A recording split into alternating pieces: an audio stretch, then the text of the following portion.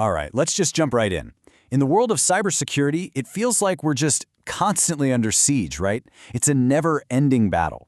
But what if I told you there's a secret weapon? Something that lets you see the entire battlefield, crystal clear.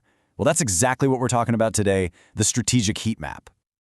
I mean, this is the question, isn't it? The one every single security team on the planet has to deal with. You're getting slammed with thousands of alerts, you're reading about dozens of new threat groups every week, and let's face it, your budget and your team, they're not infinite.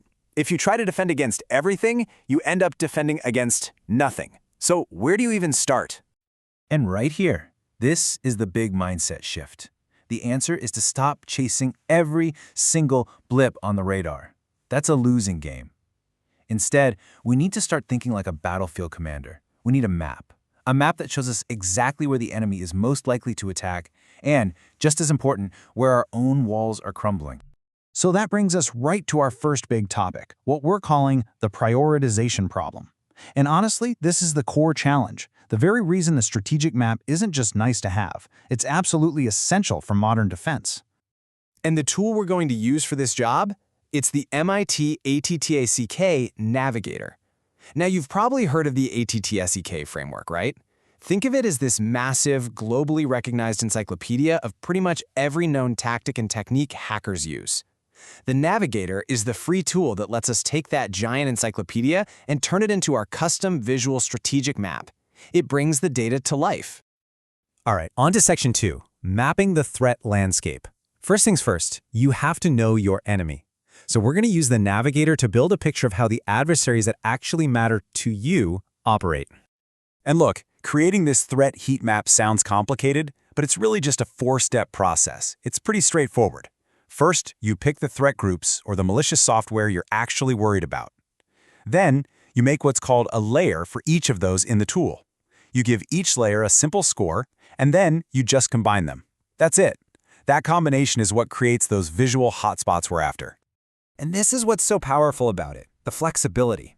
You're not locked into just one way of looking at things. You can build your map based on specific threat groups, the big names like Sandworm or the Lazarus Group. But what if attribution is tricky? No problem. You can just map the tools themselves, things like Cobalt Strike or Conti ransomware. It lets you build a map based on the intel you actually have, not the intel you wish you had. And the scope here is just incredible. You can pull in intel on groups from all over the world, and each one has its own unique playbook. You can go from Russian state actors like Sandworm, all the way to financially motivated international crews like Lapsus Dollars. And the key is, you can layer all of these different perspectives onto one single map. So you've picked your threats, you've made your layers, and then you basically just click a button to combine it all. And what you get back isn't just some boring list of techniques. No, you get this incredibly powerful, color-coded visual, the threat heat map. Okay, so how do you read this thing? It's actually really simple, but the insight is profound.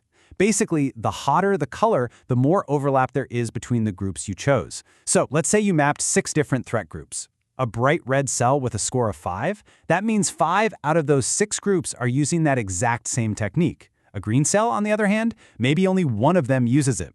In an instant, you see the common playbook. And this gets right to the heart of it.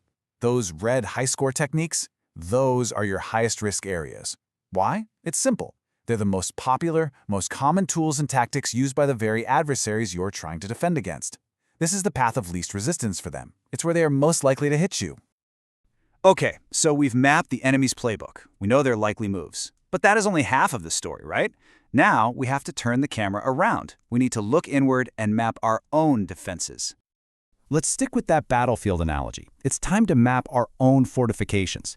Where are our walls the strongest? Where are the gates we need to watch? And maybe most importantly, where are there no walls at all?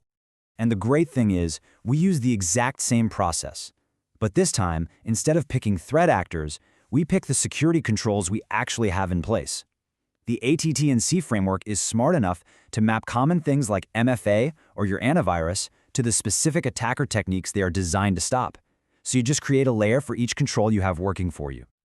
But here's a key difference. When you're looking at a defensive map, the logic is kind of flipped. Yeah, the colors show you where you have coverage, which is great, but it's the empty white space that tells the most important and sometimes scariest part of the story. So here's the breakdown. A green area? That's good news. It means a specific technique is covered by multiple defenses. That's a strong point for you.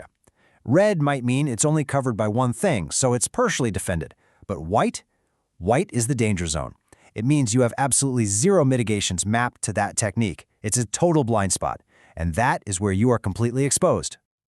And this brings us to the moment where it all clicks. This is the payoff. We've got the attacker's map and we've got our defensive map. Now we can finally overlay them and find our most critical, most urgent gaps.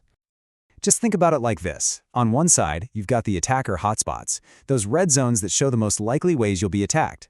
And on the other side, you've got your defensive gaps, those white spaces that are your total blind spots.